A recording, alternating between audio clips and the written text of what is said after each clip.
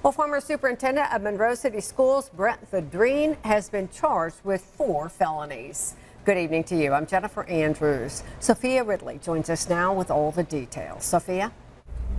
Jennifer, his charges include theft, filing or maintaining false public records, and malfeasance in office. This follows ongoing court battles and a report from the legislative auditor, which investigated a complaint from the school board last year. The report shows Vidrine received 3 payments he may not have been entitled to and falsified documents to the board.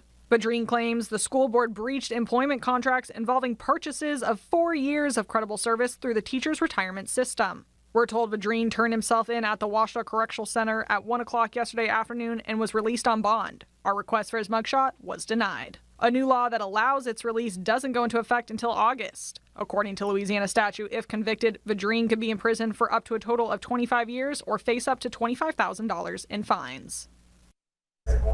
Vidrine is presumed innocent until proven guilty. We reached out to both Vidrine and his attorney and have not heard back. Jennifer?